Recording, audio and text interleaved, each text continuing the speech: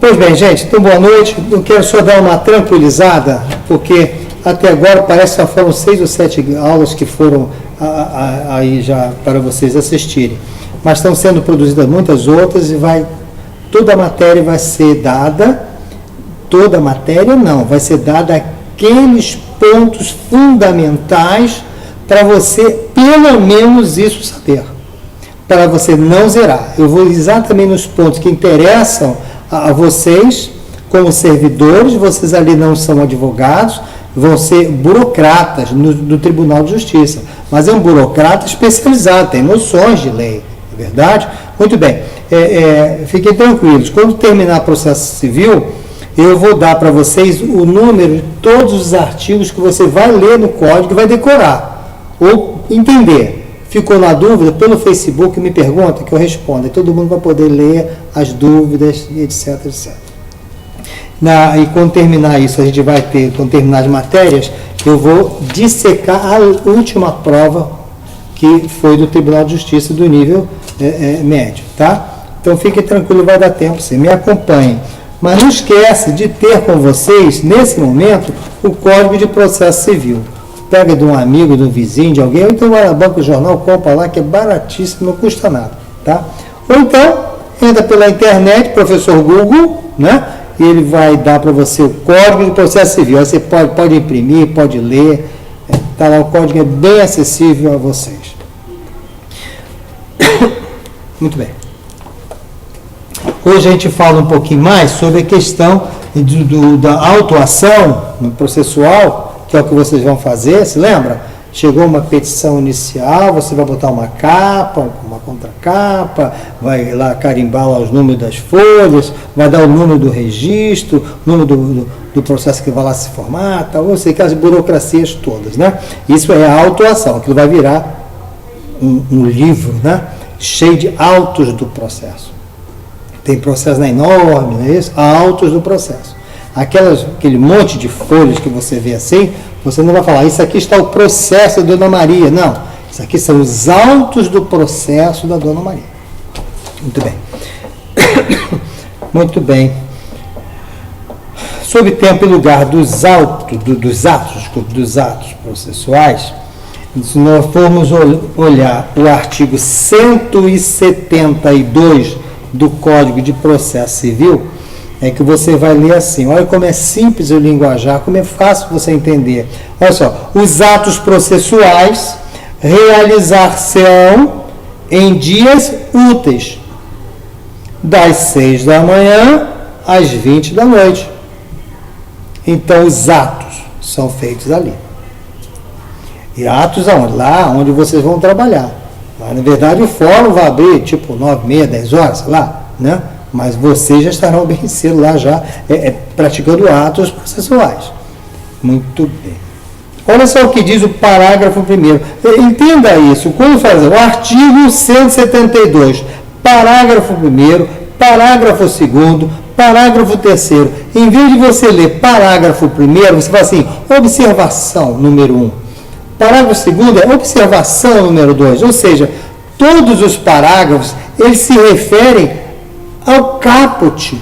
Caput é a cabeça do artigo. Então, com o caput do artigo 172, diz assim, ó, os atos processuais realizar-se-ão em dias úteis, de 6 às 20 horas.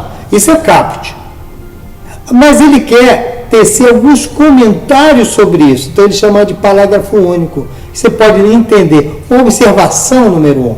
Qual é a observação número 1? São, todavia, concluídos, depois das 20 horas, os atos iniciados antes, quando o adiamento prejudicar a diligência ou causar grave dano. É que esse tipo, faltam 5 minutos para as 8, começou um ato processual, ele pode encerrar às 8 horas, claro que pode encerrar às 20 horas, claro.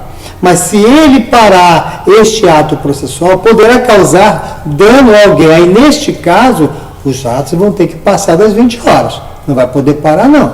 Tá ok? Então, qual a perguntinha que pode tirar daqui? Saber se sempre para as 20 horas os atos processuais? Não. Em casos de perigo, de dano, alguma coisa, prejuízo a alguém, não. Os prazos os atos processuais podem passar das 20 horas, né? Agora, olha o parágrafo 2º, ou seja, a segunda observação a respeito do artigo 172.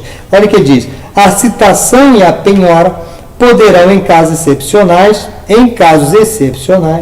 e mediante autorização expressa do juiz, realizar-se em domingos e feriados, porque normalmente os atos processuais não se processam nos feriados. E o domingo é considerado feriado forense. Ok? Muito bem. Terceira observação diz assim: quando o ato tiver que ser praticado em determinado prazo, por meio de petição, esta petição deverá ser apresentada no protocolo, quer dizer, protocolada, dentro do horário do expediente, nos termos da lei da organização judiciária local, ou seja, para o advogado protocolar lá o seu processo, lá junto com o serventuário, tem que ser dentro do expediente. Ainda que fora desse expediente, vocês continuem trabalhando lá dentro. Os advogados não terão acesso, mas vocês estavam lá dentro trabalhando, até as 8 da noite, porque o fórum fecha às 6. Muito bem. O artigo 173 vai dizer, durante as férias e nos feriados, férias e feriados, FF, né? Férias e feriados, não se pratica ato processual. Peraí, quer dizer, então o fórum tirou férias, todo mundo lá em Búzios, ninguém trabalha, e você tem um caso urgente para ser resolvido, né? E está todo mundo em Búzios. Não acontece isso. Por quê? Quando o ato tiver que ser praticado em determinado para desculpa, durante as férias e nos feriados, não se praticarão atos processuais. Beleza. Mas olha o que está escrito no 173. Exceto. Então, quando coloca exceto, quer dizer, existe uma possibilidade, sim. Quando? Quando a produção antecipada de provas. Quer ver uma coisa? O pessoal entrou de férias. Tem uma prova que só quem pode testemunhar uma determinada pessoa, né, que está doente, que vai morrer. Então, tem que colher essa prova antecipadamente. Ou alguma forma, uma prova que, se não for colhida agora, não vai poder colher depois. Por isso é que há uma exceção a essa regra. O artigo 173, quando diz, durante as férias e nos feriados, não se pratica ato processual. Não, peraí, mas tem exceções. Qual é? Quando a produção de antecipada de provas. Provas têm que ser apresentadas antes. A segunda, para fazer uma citação. Lógico, né? Uma citação, você lembra que eu falei? A citação é chegar lá e apresentar ele, o oficial de justiça, ó, tá aqui, ó. O cara pega aquele papel que é a citação, meu Deus, estou sendo processado. Então, para ser citado, pode usar também, pode ser citado durante as férias e feriados, ok? O prazo para a resposta do réu só começa a correr no primeiro dia útil seguinte ao feriado ou férias. É isso que eu quero passar para vocês. Isso pode ser uma perguntinha boba. Aqui, nós estamos de férias. Beleza? Muito bom. As férias começaram aqui e vão terminar aqui. Por exemplo, no dia 1, termina no dia 30, por exemplo. Vamos imaginar que haja um prazo. Esse para correr, aconteceu um ato processual aqui. Vai contar aqui o prazo? Não. Vai começar a contar quando? Ó, no primeiro dia útil após o feriado. Depois que acabar o feriado, no primeiro dia útil. Se tiver logo depois das férias ou feriados, for um sábado, não conta. Se for um domingo, não conta. Vai contar quando? A partir da segunda-feira. Então pode ser que eles vão te dar aí alguma coisa que você vai começar a contar o quê? No primeiro dia útil após as férias ou os feriados. Isso parece o máximo que eles vão poder questionar para você.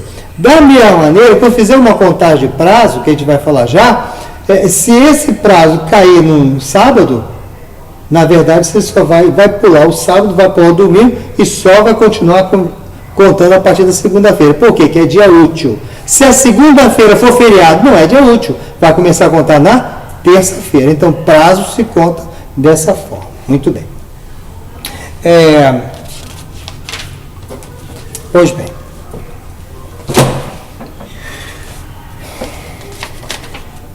Muito bem, gente. Então, duas observações que já falamos, aqui eu já falei e tal, eu já consegui resolver a parada. Então, não esquece, férias e feriados, não conta prazo. Passa primeiro dia útil depois das férias ou feriados. Ok? Primeiro dia útil. Os prazos, eles são determinados ou pelo juiz, que é o prazo judicial, ou será um prazo determinado legal, que é um prazo determinado pela lei, ou é um prazo convencional, onde as pessoas, o réu e o autor possam convencionar. Veja lá no artigo 181, que é importante. E prazo, pode perguntar alguma coisa sobre prazo próprio e prazo impróprio. Resumidamente é o seguinte: o prazo próprio, tá? Prazo próprio é um prazo em que as partes, autor e réu, têm que respeitar. Porque se o autor ou réu, que são partes, não respeitarem o prazo, e o prazo próprio dos autores, o próprio dos réus, o que vai acontecer? Haverá prejuízo processual, vai precluir, sei lá, né? Não importa. Importa que as partes têm todo interesse em respeitar esses prazos, chamados prazos próprios, próprio do autor, próprio do réu. Mais ou menos assim é o suficiente para vocês. Muito bem. Mas existe também o prazo impróprio. O prazo impróprio seria o prazo que a responsabilidade de cumpri-los é do juiz, é de vocês, futuros serventuários do Tribunal de Justiça. Se vocês não respeitarem o prazo impróprio, vocês podem prejudicar o autor e o réu? Não podem. Vocês não vão, mas no entanto, terão uma sanção administrativa. No prazo próprio do autor e próprio do réu, se eles não respeitarem, eles vão tomar um prejuízo no processo deles. Mas no prazo impróprio, que é do juiz de vocês, se vocês não respeitarem, o autor e o réu não tem nada com isso, eles não podem ser prejudicados, mas vocês responderão uma sanção administrativa. Muito bem. Quando passa o prazo, você chama isso de preclusão. Aí você não pode mais usar prazos processuais porque precluiu. Falamos já sobre preclusão já, né? Não precisa voltar mais. Mas a dúvida você tira pelo Facebook, tá legal? Muito bem. Ok. Só para repetir rapidamente: preclusão temporal, lógica e consumativa.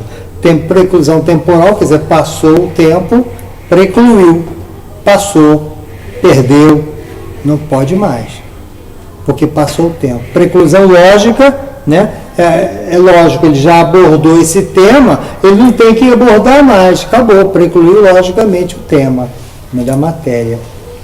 E a consumativa é o ato, né? Que se ele já foi julgado de alguma coisa, não pode julgar de novo. Acho que se tiver que cair alguma preclusão, vai cair uma preclusão temporal, tá? Com certeza absoluta. Ok. O artigo 188 do Código de Processo Civil, também é interessante lê-los para vocês, tá? Esse é bacana.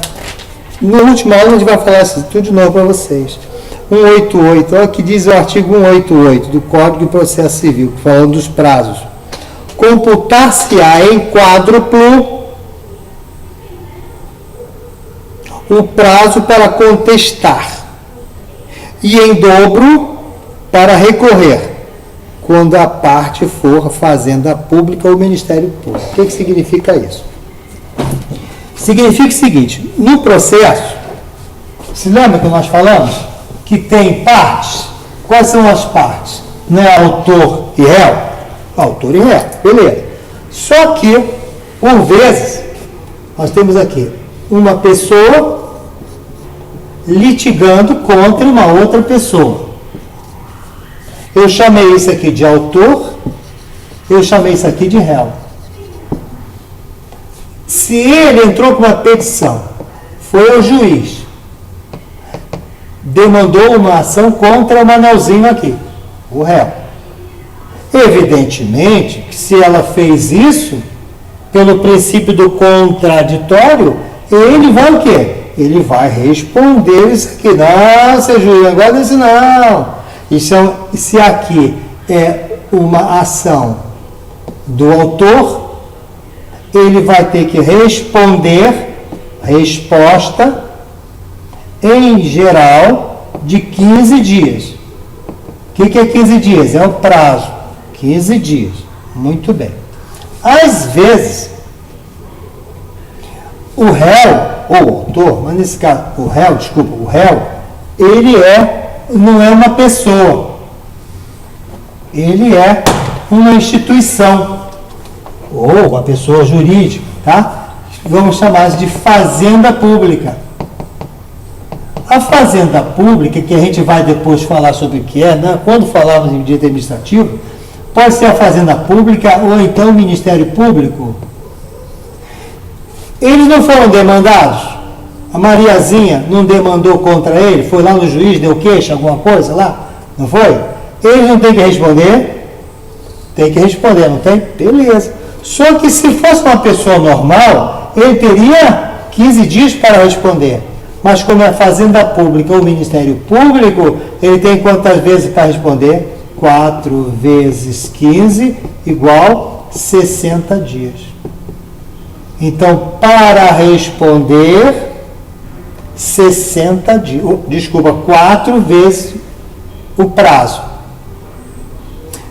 Quando sair a sentença, o juiz deu a sentença. Olha, você tem razão. A Fazenda Pública já está indignada, por exemplo, poderá contestar um recurso qualquer. Neste recurso, ela terá 2 vezes.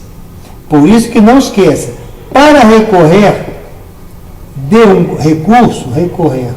de um recurso, a Fazenda Pública, o Ministério Público tem 2 vezes o prazo.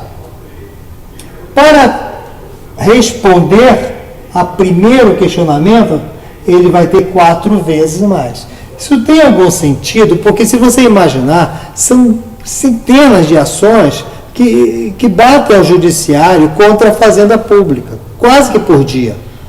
Ora, como é que a Fazenda Pública vai responder tudo isso no mesmo prazo das outras pessoas? Por isso que é guardado uma razoabilidade, uma proporcionalidade. A Fazenda Pública pode responder uma demanda 4 vezes, um tempo 4 vezes maior.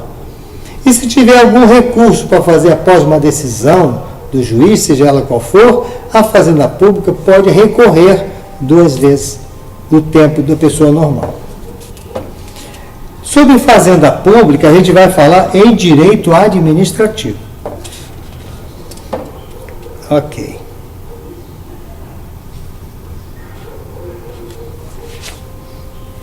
Comunicação dos atos também me parece que é importante. A comunicação dos atos, quer dizer, como é que há uma comunicação entre as pessoas, os sujeitos do processo, né? Como há uma comunicação entre um fórum, um tribunal e outro, né? Entre o tribunal e o juiz, etc. Isso através de cartas. É assim que você se comunica com as pessoas. Os entes que participam daquele ato jurisdicional também se comunicam. Então, por exemplo, eu tenho clientes que eu preciso mandar ao juiz ou pedir que o juiz o cite lá Ceará, sei lá onde. Não tem como. O oficial de justiça sair daqui do Rio de Janeiro, pegar um avião e ir lá para citar o Manelzinho, lá no Ceará.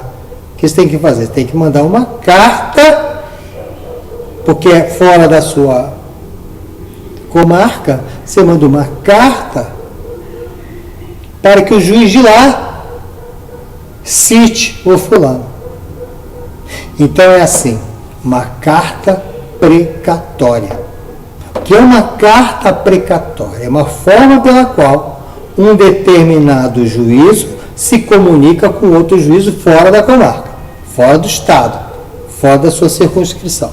Então, manda uma cartinha, carta precatória. O juiz que recebe a carta precatória lá no Nordeste é chamado juiz deprecado. O juiz deprecado, então, analisando o pedido que foi feito, ele manda citar o Manelzinho lá no Ceará.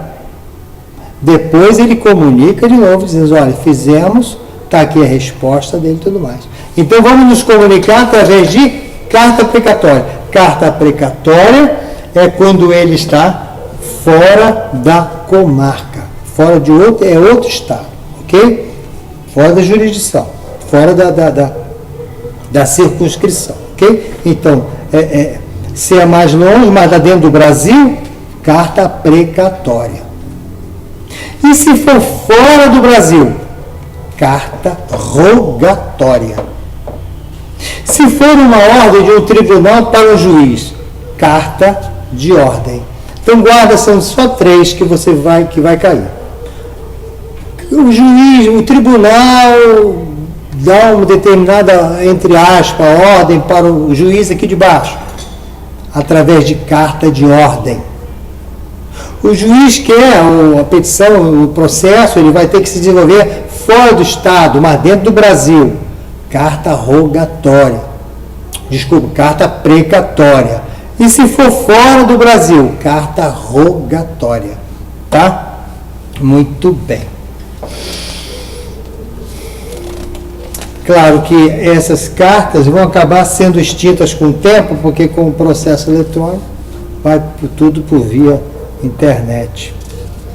Citação é o ato pelo qual se chama o juízo ao réu, ou seja, é o ato pelo qual se chama a juízo o réu a fim de se defender.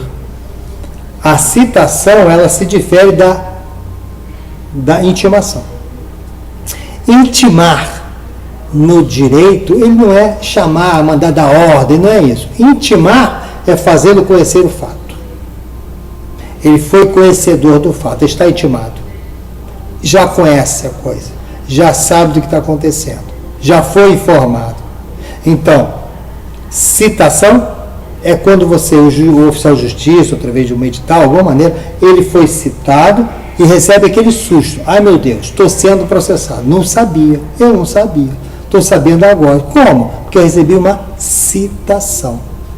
Mas agora que eu já estou no processo, estou respondendo, aquela fofocada toda no processo jurídico, né? Lá no tribunal, na vara, agora, qualquer outro ato, o juiz não vai mandar mais me citar, mas vai mandar me intimar.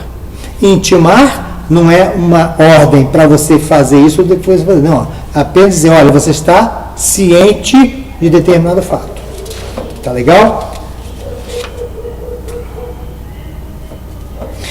Forma de citação, isso você vai buscar lá no artigo 224, 227 do Código de Processo Civil.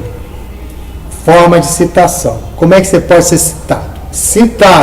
Citado como? Pelo correio, é a regra geral. Pelo correio, é a regra geral.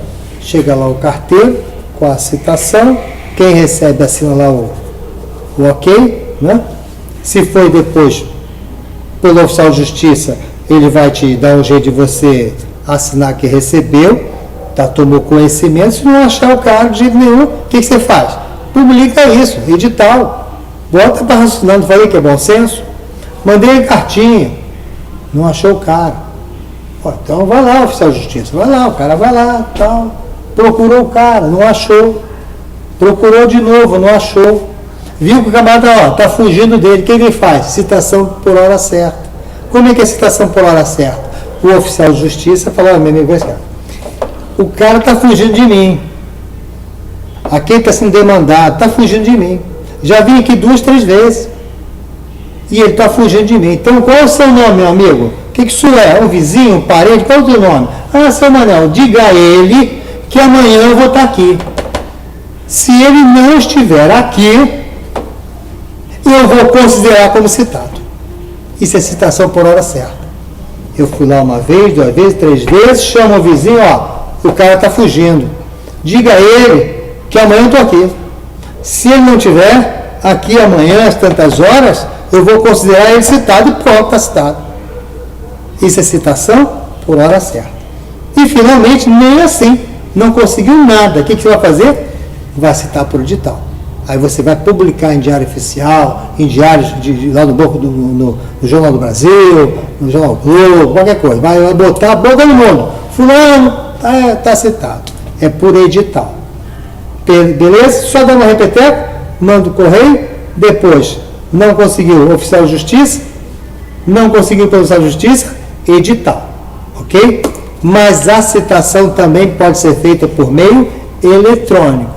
Pode ser, de repente, que seja uma perguntinha aí, tá? A citação também pode ser por meio eletrônico. Muito bem. Só mais uma pequena observação aí.